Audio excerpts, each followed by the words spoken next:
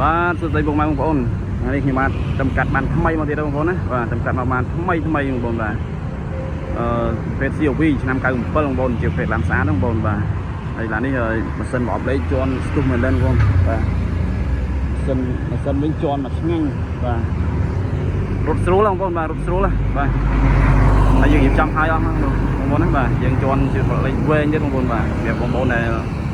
យកទៅប្រើប្រាស់ដឹងថាមកពេញចិត្តបងប្អូនបាទជាប់លេខវែងហើយបាទលេងអ៊ីណុកលេងចង្គៀងលេងដៃទ្វារលេងតលេងអីមកចាប់អស់បងប្អូនបាទមកសេតរបស់វានេះគឺយើងលេងអស់ហើយកង់អីយើងឡើងរួចអស់បងប្អូនណាបាទបកអីនៅស្អាតមកសំរុំបងប្អូនបាទណែក្រោយបាទបងប្អូនណាមើលបាទកស៊ូអីនៅស្អាតអត់ដាច់អត់អត់អីទេបងប្អូនបាទស្អាតលឹងបងប្អូនបាទឆ្នាំអីរួចណែបងប្អូននៅជុំឆ្នាំអីយ៉ាងនេះស្អាតបងប្អូនណាបាទអីណា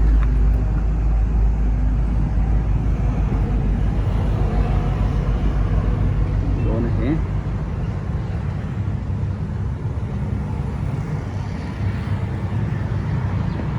បាទនេះស្អាតបងប្អូនបាទ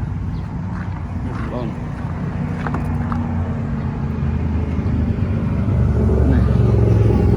បាទគេនេះលឹង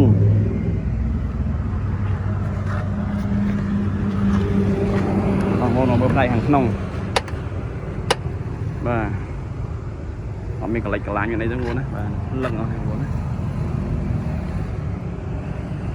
លើនេះ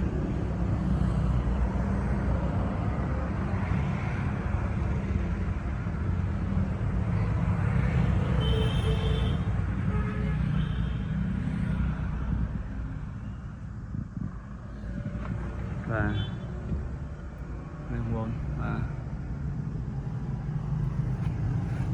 លឹងអស់ហើយបងតោះឥឡូវយើងបើកលំសិនមើលបន្តិច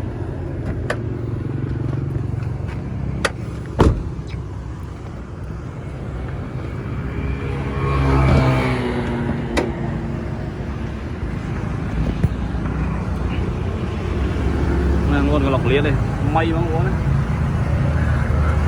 កន្លុកលៀនគេស្អាតលឹងបងប្អូនបាទខាងមុខនេះវាគេស្អាតហ្នឹងបងបាទមើលកុលបូមអីមើលបាទអាគុយអីខ្លាំងបងណាគុយខ្លាំងអត់ខ្សោយទេអាគុយខ្លាំងមែនទេបងដេម៉ាំងឆេះបងបាទសាច់ម៉ាស៊ីនក៏នៅស្អាតដែរបងបាទ